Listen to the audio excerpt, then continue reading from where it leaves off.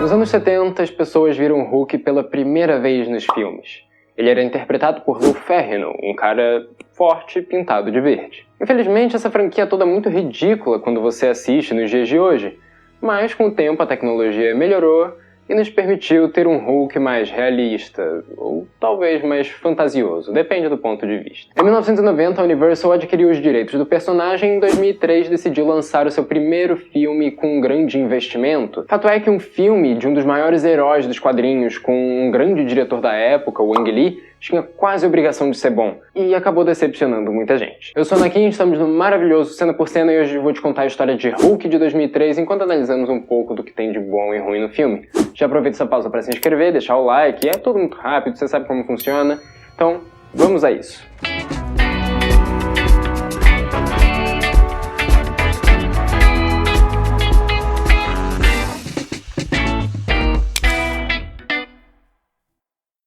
Vemos uma logo verde da Marvel, em menos de um minuto nós recebemos a incrível trilha sonora de Danny Elfman, que já tinha feito a trilha sonora de Homem-Aranha antes. E, cara, é impressionante como essa música combina tanto com o tom do filme. Esse tom mais experimental, ainda mais nos créditos iniciais, é misterioso, você não sabe exatamente o que está acontecendo, você vê um cara fazendo uns experimentos relacionados com regeneração e como que isso pode ser adaptado para os humanos, mas você fica ali nesse mistério, nesse cenário de laboratório, e a trilha sonora é perfeita, ela encaixa perfeitamente nisso, não teria como fazer melhor. Os testes começam a ficar um pouco mais sérios até o cara começar a injetar em si mesmo, ele começa a se fazer de cobaia. E ele tem um filho depois disso e descobre que um pouco dessa alteração de genes que ele teve graças a essas injeções, esses testes, passaram para o filho dele. Ele começou a fazer testes no próprio filho, algo que é meio bizarro. Um tempo depois, o exército descobre isso que ele está fazendo, pelo menos com ele mesmo, né, desses testes pessoais, e fala, é o seguinte, a gente não aceita isso aqui não, tu tá demitido, a gente falou com você que não era pra tu tá fazendo esse tipo de coisa, não era pra tu tá fazendo testes em humanos, tá demitido. E aí o cara pensa, vou praticar minha vingança? Essa vai ser a minha melhor vigarice. E ativa uma bomba assim, né, coloca ali um cronômetro de 30 minutos numa bomba lá dentro da base militar e vai embora pra casa. Aí ele encontra com seu filho, com a sua esposa, e aí a gente percebe que ele talvez seja um cara meio abusivo. A gente vê tudo na visão do filho dele, o Bruce. Ele fica olhando aquilo sem entender muita coisa, ele é muito pequeno ainda. O pai e a mãe dele vão pro quarto e ele começa a ouvir coisas que, sei lá, deixam ele meio perturbado, sabe? Aquilo vai causar um trauma nele. Vemos Bruce envelhecer, ele se torna no Eric Bana e a gente vê uma cena dele se barbeando, olhando pro espelho, algo que vai ser usado no futuro. Vamos ter um paralelo entre essa cena, então fica com ela na cabeça. Acompanhamos Bruce indo até o laboratório onde trabalha e saindo de lá vemos Stan Lee e Lou Ferrigno. Stan Lee, lógico, a lenda da Marvel que a gente conhece, e o Lou Ferrigno, como eu já falei, era aquele cara dos anos 70, dos anos 80, que se pintava de verde para fazer o Hulk. Enfim, o Stan Lee acaba chamando ele de Bruce Krenzler, e aí a gente tem que entender que o Bruce, depois daqueles incidentes com o pai dele e tal, o pai dele ser meio abusivo, descobrirem isso tudo, ele acabou saindo dessa família, foi adotado, e aí ele adotou também o nome de Bruce Krenzler e deixou o sobrenome Banner de lado. Bruce trabalha ao lado de Betty Ross, que acaba se tornando a sua namorada e é interpretada pela maravilhosa Jennifer Connelly. Aqui, os dois estão trabalhando, por acaso, no mesmo campo que o pai trabalhava, né? Então, eles estão trabalhando na regeneração e como ela pode ser adaptada para os humanos, mas o máximo que eles conseguem é fazer um sapo explodir no meio do laboratório. No meio disso tudo, conhecemos Glenn, que é um cara que trabalha pro pai da Betty. O pai da Betty é o General Ross, ele é um militar, e o Glenn também é militar, né? E aí ele se encontra com Betty, a gente vê que eles meio que já se conheciam antes, mas a Betty fica meio desconfortável com o cara dando em cima dela. E aqui é um pouco das primeiras cenas que a gente vê essa incrível edição em forma de quadrinhos que eu tanto adoro nesse filme, eu acho maravilhosa. Avançamos para uma noite em que Betty está deixando o laboratório e percebe que tem um novo zelador ali. Quando ela pergunta pro cara o que aconteceu com o ex-zelador, ele fala que ele morreu, o que é algo bem suspeito, até mesmo porque esse cara ele é assim meio esquisito, meio misterioso. Corta para um momento entre Betty e Bruce em que eles estão mais próximos, mais íntimos, e a Betty acaba contando a sua primeira lembrança. Ela tem sonhado muito com isso. Ela estava com o pai numa lanchonete, feliz e tal, até que chegam os militares falando com o pai dela e ele vai embora. E aí a gente vê uma explosão verde no fundo e chega o Bruce e estrangula a Beth. Então a gente tem esse final meio esquisito, ela acaba sonhando com isso várias vezes, com essa memória dela. Então a gente não sabe exatamente o que dessa memória é real ou mentira, porque é lógico que o Bruce estrangulando ela é mentira, não é verdade, porque... Enfim, o Bruce nem existia nessa época, né? Depois desse momento meio perturbador, a gente vai suavemente numa transição para Bruce no laboratório. Ele também sai de lá, assim, mais de noite e tal, e acaba encontrando um cachorro no laboratório, que ele não acha nem um pouco esquisito, mas o cachorro começa a latir pra ele, e aí o Bruce acaba indo embora. Após Bruce deixar o laboratório, nós vemos aquele zelador que tá trabalhando em alguma coisa. A gente não sabe direito o que é, a gente fica se questionando, é meio esquisito, e eu percebo como todo filme tem coisas jogadas. A gente vê várias cenas meio sem conexão, às vezes corta pra uma outra cena que não tem nada a ver, tudo meio que num silêncio, de vez em quando a gente não tem música de fundo. Então é algo meio cru que consegue formar uma tensão que a gente não está acostumado a ver em outros filmes. A gente está acostumado, por exemplo, em ver filmes como Homem-Aranha, em que uma coisa leva a outra e a outra coisa leva a outra também, e é algo mais suave, algo que faz mais sentido pra gente. Aqui são só acontecimentos, uma cena corta pra outra que é meio brusco, e a gente consegue ainda assim entender uma história. Não é algo ruim, é algo diferente do que o que a gente está acostumado a assistir. Eu, sinceramente, acho que é interessante essa proposta diferente do filme, fazer algo mais misterioso, que constrói uma tensão mais alta. Eu acho que eles até conseguem fazer isso muito bem através da edição. Uns dias depois, enquanto o Bruce está ali trabalhando com a Beth, discutindo com ela um pouco sobre o Glenn, e como esse cara aí é meio esquisito, a gente vê que o estagiário começa a fazer merda numa máquina muito perigosa, ele faz ali dar um curto-circuito, e o Bruce vai ali na hora imediatamente para tentar salvar o cara, tirar ele de lá para evitar que o cara morra com radiação que aquilo vai emitir. Ele se coloca na frente e aquilo explode na frente dele. E a gente fica preocupado com o Bruce, o que está acontecendo? A Beth também fica toda preocupada, mas acaba que ele fica bem. Parece que no dia seguinte, enquanto ele estava no hospital, na maca ali, eles até levam uma maca pro laboratório, parece que ele está super bem. Na verdade, ele diz até estar melhor do que o que ele estava antes. Algumas partes do corpo dele, que estavam assim meio ferradas, parecem estar 100%. Tudo isso parece muito estranho, ainda mais quando a gente começa a ver os pesadelos do Bruce, e aí numa espécie de armário de dentro dos sonhos dele a gente vê isso daqui.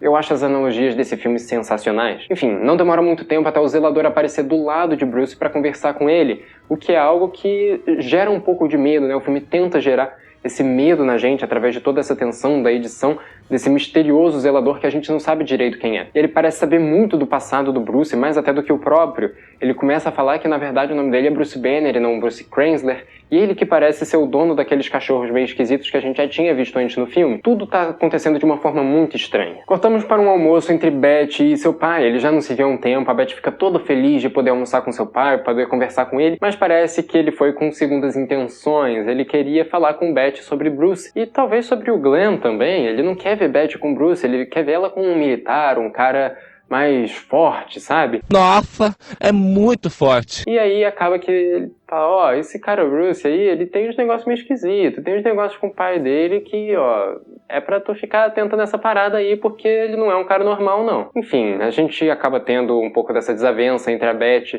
e o pai dela, e a gente começa já a criar um conflito entre o General Ross e o Bruce Banner. Beth liga a Bruce pra contar o seu descontentamento, pra falar como ela tá frustrada do seu pai não querer ver a própria filha, e sim falar sobre um outro cara do laboratório e tal. Enfim, enquanto isso tá acontecendo, enquanto a Beth tá ligando pro Bruce, na verdade ele tá tendo um ataque de raiva no laboratório, descobrindo meio tudo que tá acontecendo com o corpo dele, e aí a gente vê pela primeira vez ele se transformando num monstro gigante verde, no Hulk. Ele começa a destruir o laboratório todo, inclusive ele tem uma cara de bebê bem fofinha, olha só a carinha dele, que fofinha.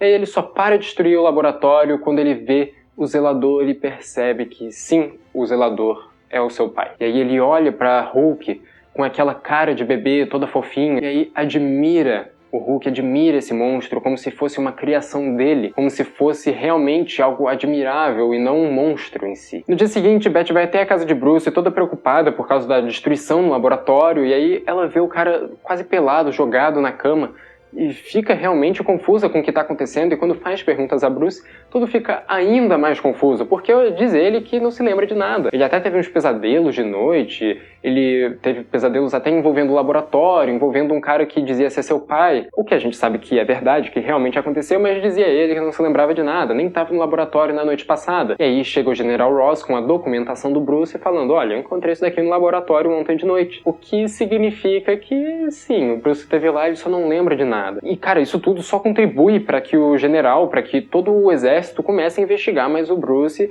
porque é muito estranho ele estar trabalhando na mesma área que o pai, ele tá envolvido nessa destruição do laboratório, os documentos dele terem sido jogados, ele falar que não se lembra de nada, tudo isso é muito estranho, então o exército vai sim começar a investigar o Bruce. Enfim, ele tinha mencionado que o zelador tinha dito que era o pai dele, coisas assim desse gênero. A Beth fica confusa com tudo isso, acha isso muito estranho, a tensão começa a subir mais ainda no filme e ela vai até a casa de David para lhe fazer perguntas. Parece que David odeia Ross, assim como ele admira o seu filho, ambos de formas muito extremas. Mas segundo ele já não tem nada a ver com o general e manda a Beth sair da casa dele, manda ela embora. Enquanto isso está acontecendo, a gente vê o Bruce sendo questionado pelo general, falando, o que você fez na noite passada? O que você lembra sobre seu pai? O que você lembra da sua infância sobre ele? A gente precisa de mais informações sobre o David Banner. E o cara fala que não sabe de nada, ele realmente tem um trauma, que tem um bloqueio mental na mente dele, ele não consegue se lembrar de nada que aconteceu envolvendo seu pai. O Ross percebe isso e mesmo assim fala para o Banner sair de perto da filha dele para nunca mais chegar próximo dela, o que é muito triste para os dois que são tão apaixonados.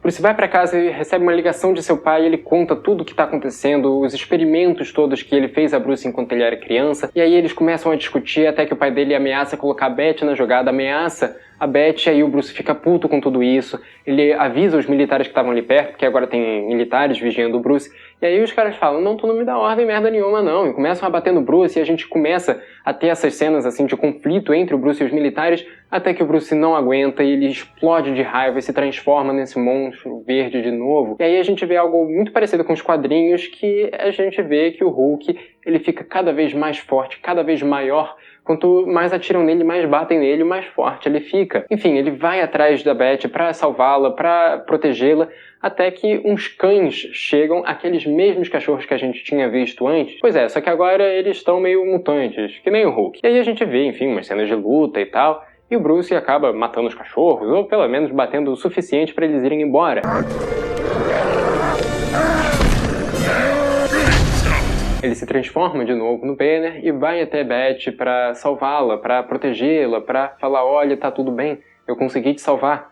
E aí ele começa, num ataque de raiva, numa perda de controle, começa a tentar estrangular a própria Beth, um negócio muito confuso que começa a acontecer com ele, mas ele volta à consciência e para com isso. A gente vê que talvez o pesadelo de Beth não tivesse sido tão estranho. No dia seguinte, Beth e Bruce conversam um pouco mais sobre tudo o que está acontecendo e ela fala como o trauma de infância dele está se manifestando de forma física, como que o Hulk representa todas aquelas memórias retraídas que ele absorveu no passado e ele preferiu esconder. A Beth, considerando o cara uma ameaça, chama seu pai e aí eles dão tiros de tranquilizantes no Banner e levam eles para uma base militar no meio do deserto, onde vão poder fazer experimentos com o cara de forma segura. Talvez não tenha sido intencional, mas David foi esquecido do churrasco. Ele aproveita que não tem ninguém atrás dele, ninguém enchendo o saco dele, para tentar replicar o que aconteceu com seu filho em si mesmo. E aí ele acaba ganhando poderes também, mas ele não fica verde, nem gigante,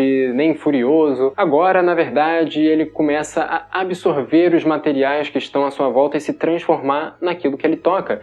Ele é o Homem Absorvente. E não, esse nome não é piada, ele realmente tem esse nome nos quadrinhos. E ele, na verdade, nem é tanto um vilão do Hulk, sabe? Ele é mais um vilão do Thor. Ele nem é o pai do Hulk nos quadrinhos. Isso daqui foi uma das adaptações que as pessoas mais reclamaram na época e que mais reclamam até hoje, porque é o que realmente, o que mais se afasta dos quadrinhos. E um filme que, cara, bebe tanto dos quadrinhos, tem uma edição que faz referências a isso, o Hulk ser tão fiel. E aí a gente olha pro pai do Hulk, é um cara que não tem nada a ver com um dos quadrinhos, as pessoas realmente ficaram meio revoltadas, o que gera um pouco dessa percepção negativa do filme. Mas enfim, voltando ao que eu tava falando, esse personagem, ele não é um vilão do Hulk, ele é mais um vilão do Thor, mesmo porque ele consegue, absorver o Mjolnir, por exemplo, e lutar com Thor de igual para igual. Então a gente tem esse personagem que realmente foi adaptado de uma forma meio esquisita, as pessoas não gostaram muito, mas aqui eu acho que tem um motivo até legal. Agora David é capaz de se transformar em tudo aquilo que ele toca. Em vez de Bruce, que coloca os seus sentimentos para fora quando se transforma num monstro, David ele absorve aquilo, ele interioriza os seus problemas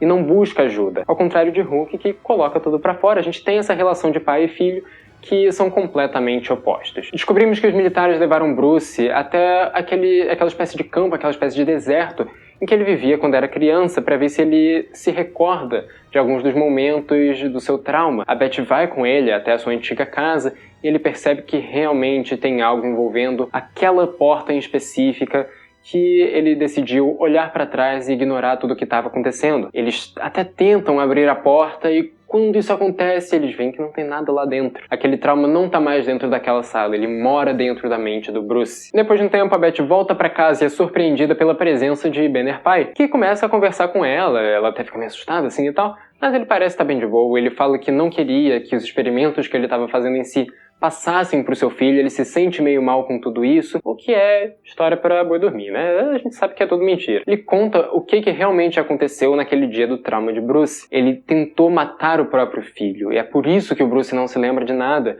Ele pega uma faca, ele tenta matar o próprio filho para evitar que o filho dele se torne um monstro no futuro, mas a mãe dele se mete no meio do caminho e acaba levando uma facada, e aí que a mãe do Bruce acaba morrendo em todo esse processo. Isso foi o que causou toda aquela perturbação na mente de Bruce, eu acho completamente válido. Voltamos à base militar, onde Bruce se transforma em meio a um experimento, ele não aguenta e começa a destruir tudo aquilo que ele vê pela frente, numa edição, cara, completamente recheada de referências a quadrinhos, e aí a gente vê o CGI comendo solto também, cara, e tem um momento ou outro que é meio esquisito, não vou mentir. Mas eu não consigo entender como que as pessoas reclamam tanto do CGI desse filme. Eu acho ele muito bom em várias partes do filme, por mais que o Hulk tenha essa cara de bebê fofinho. Enfim, ele vai pulando e pulando e pulando no meio do deserto, não é exatamente como se os militares fossem conseguir parar ele, né? Em meio a essas sequências de ação, que eu sinceramente acho muito legais de se assistir, o exército toma uma decisão.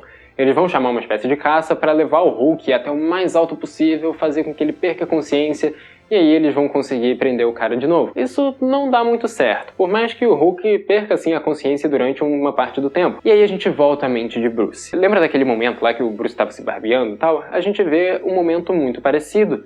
A gente vê o cara lá se barbeando tranquilamente, até que ele olha pro espelho e vê o Hulk. A gente percebe que só tem um muro dividindo os dois, mas que na verdade eles são a mesma pessoa.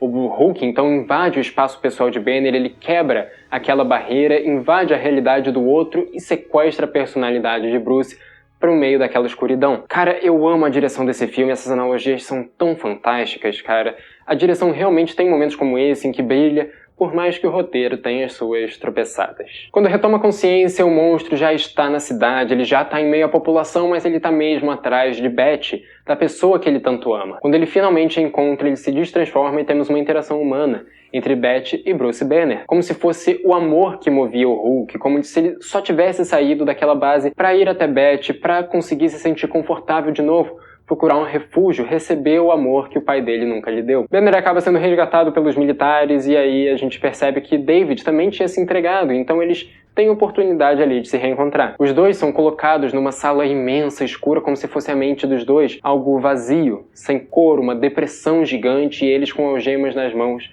sem liberdade para conseguir viver. Bruce usa roupas brancas, indicando que ele é um inocente, indicando que ele é uma pessoa que foi usada, abusada, e ele é a vítima naquele caso. E ele se coloca numa posição inferior em relação ao seu pai, que está do lado dele, de pé, com roupas escuras, como se ele fosse a pessoa culpada naquele momento. Mas essas roupas não são completamente pretas, porque ele não é personificação da maldade. Ainda assim, ele se coloca numa posição superior, numa posição de criador, em alguém que realmente se acha superior do que o outro, até que ele finalmente se senta e coloca a mesma altura do filho para poder ouvi-lo. Mesmo que ainda haja uma distância entre os dois, eles conseguem conversar sobre aquilo que ambos amam ou pelo menos amavam. A mãe de Bruce. O Bruce revela que não tem tantas memórias com ela, ele quase consegue lembrar do cheiro dela, algo realmente mais poético, algo que mexe muito com a mente dele. E aí, quando ele realmente está ali chorando, o pai dele chega para tentar abraçá-lo, mas a gente vê que não tem verdade naquilo. Os dois se afastam e a gente percebe que David nunca deixará de ser a pessoa louca que não gosta realmente de seu filho. Ele não ama o Bruce, ele ama o Hulk. Ele ainda assim admira esse monstro e não consegue deixar de lado todo esse lado louco dele de quem tentou matar o próprio filho. Os dois discutem ao ponto de Bruce ficar completamente frustrado e com ódio de tudo que está acontecendo, e David tenta se matar com um choque de altíssima voltagem.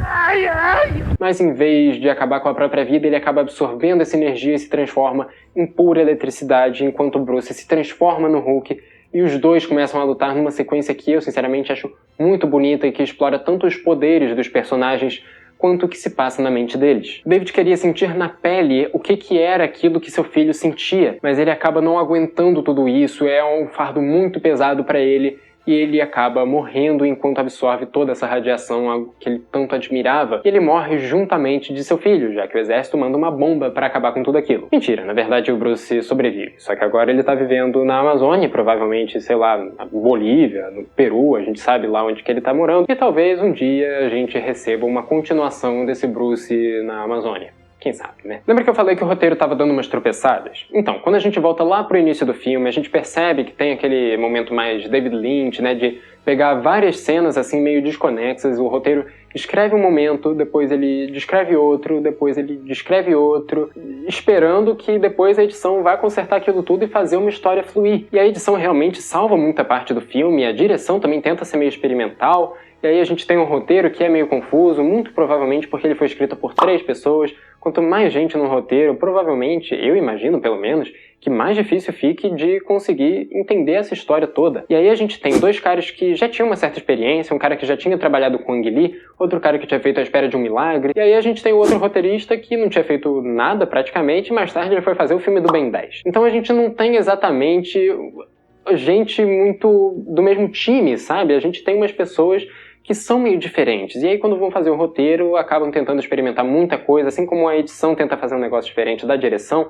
É tudo muito confuso quando você vai parar pra pensar nesse sentido, mas acaba funcionando de alguma forma. E ainda nisso de roteiro confuso, eu quero falar um pouco sobre o pai do Bruce, né, o David, que ele é trabalhado aqui pelo roteiro de uma forma ele ter momentos bons, ele ter bons diálogos, como no momento em que ele vai até a casa da Beth, quando ele tá discutindo com o Bruce, naquela cena que eu falei que é bonita, né, deles no meio daquela sala preta e tal, eu acho esses momentos bons, mas também tem momentos em que ele é completamente esquecido, cara, que nem eu falei que ele foi esquecido do churrasco e ninguém lembra que estão atrás desse cara e estão fazendo experimento com o Hulk, enquanto o David tá lá vivendo a vida dele tranquilamente. Pois é, eu acho essa parte meio esquisita. Ele se entrega aos militares, eu não lembro dessa cena ser mostrada no filme. Do nada ele tá preso, simplesmente, e aí, olha, traz ele aqui pra conversar com o Bruce. É um negócio assim, a gente tem que assumir algumas das coisas que acontecem, porque o roteiro não escreve isso, ou pelo menos a edição cortou e acabou não mostrando pelas cenas serem ruins. Então a gente tem sim momentos que não são tão bons nesse filme, vários momentos que acabam sendo meio confusos e que te obrigam a ter uma imaginação meio fértil, né? Além disso tudo, a gente ainda tem diálogos muito mal feitos nesse filme. Cara, é tudo esperando que as outras pessoas vão fazer milagre, ó. O roteirista chega lá, ó, é o seguinte, não sei direito o que tá acontecendo com o pai do Bruce, vocês se viram aí na edição.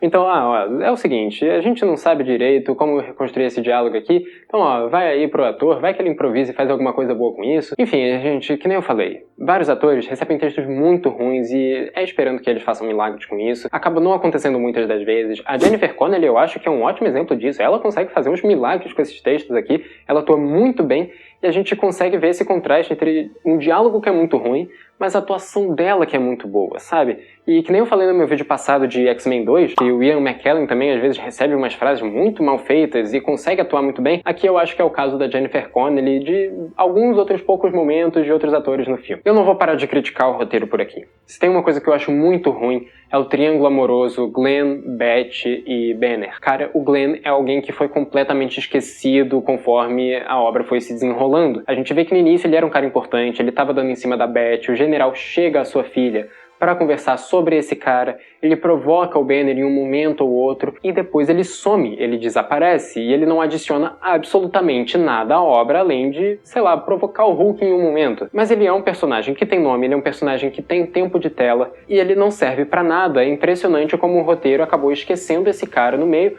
Às vezes ele até teve cenas cortadas pela edição. Eu gostaria muito de ver outras versões desse filme para descobrir o que teria acontecido com alguns dos personagens. Mas enfim, tudo isso que eu falei, todo o roteiro que eu critiquei, eu acho que ainda não se compara a como a direção tenta salvar esse filme. Parece aqui que o Ang Lee dá o melhor de si, e ele consegue salvar esse filme porque, por mais que o roteiro...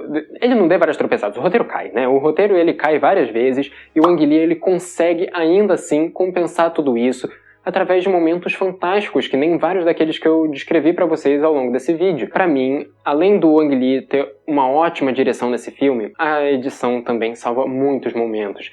É uma edição que ela não tem vergonha de falar, esse é um filme baseado em quadrinhos e a gente vai fazer homenagens a todas essas revistinhas através de poucos momentos da edição e momentos dos créditos, tanto iniciais como finais.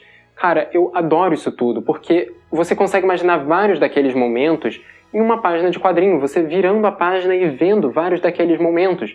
Enquanto quando você vai analisar, por exemplo, um filme como Os Vingadores, sei lá, o Ultimato, por exemplo, é um filme cinza. É um filme que você não consegue imaginar vendo aquilo numa página de quadrinhos porque não tem como alguém pintar aquilo, sabe? É algo totalmente cinza que não tem graça e deveria ser completamente colorido. E eu espero que os filmes de quadrinhos olhem para trás, olhem para os quadrinhos e percebam que realmente eles têm que voltar a fazer esse tipo de coisa porque são homenagens incríveis e que trazem momentos muito mais bonitos e que atraem muito mais visualmente os espectadores. Além da edição e da direção conseguirem ambientar muito bem o filme, eu acho que realmente a gente tem que bater palmas para a trilha sonora, que é fantástica. Que nem eu já falei, o Danny Elfman é um ótimo compositor, ele já fez vários trabalhos para os filmes do Tim Burton, ele já fez os filmes do Homem-Aranha do Sam Raimi, que também tem trilhas sonoras fantásticas, ele consegue conciliar todos os temas aqui do filme do Hulk em uma música só e através de poucas notas a gente consegue entender todo o clima de várias das cenas desse filme. Eu acho isso completamente fantástico. E, cara, eu entendo ter muita gente que não gostou desse filme, porque é uma história muito esquisita, que pegam elementos dos quadrinhos, como, por exemplo, o Homem Absorvente, e destroem ele, cara. Não faz sentido o Homem Absorvente estar nesse filme. Mas, quando você para analisar os momentos que a direção quer mostrar em relação a isso, eu acho que fazem sentido. Você tem que analisar isso, e não só a tentativa de adaptação, sabe? Mesmo porque o filme, ele bebe dos quadrinhos muito claramente, ele faz homenagem a isso, ele fala, a gente reconhece os quadrinhos, a gente conhece eles, a gente vai só adaptar algumas coisas porque a gente acha que vai se encaixar melhor na história, e aí, nesse sentido, é fantástico. E, mesmo assim, eu consigo entender o porquê das pessoas terem odiado vários dos momentos do filme, e não gostarem tanto do Eric Bana como Hulk, ou achar que o CGI do filme é ruim, porque é um CGI que, cara, tem mais de 20 anos já, se você for parar pra pensar. Mesmo assim, eu não acho que seja ruim, eu acho que esse filme realmente é injustiçado e as pessoas deveriam assistir hoje com outros olhos, dar uma segunda chance. A gente sabe que tem várias vezes que alguns filmes recebem um segundo olhar que não deveriam, né? A gente sabe que tem vários filmes que recebem um revisionismo que é meio esquisito, mas eu acho que Hulk é um desses filmes que vale a pena. Não para se tornar um grande filme, não um filme perfeito, mas eu acho que as pessoas deveriam voltar atrás e perceber que, na verdade, tem muita coisa boa nesse filme. Se fosse para dar uma nota para esse filme do Hulk com Eric Bana, que por sinal eu acho um excelente ator, seria um 6, 7. Eu quero saber mesmo o que você pensa. Você odiava, ainda odeia, sempre gostou? Escreve aqui nos comentários e eu quero realmente saber o que você acha. Eu quero também saber se você gosta de me ver assim pintado de verde. Escreve aqui, se inscreve, deixa o like para me ver assim várias outras vezes, para me incentivar a continuar me caracterizando de personagens. Eu vou realmente me sentir muito incentivado por tudo isso. Se você quiser saber mais das minhas opiniões sobre filmes, me segue no TikTok, no Letterboxd. Os links estão todos aqui na descrição. Obrigado por assistir até aqui e tchau!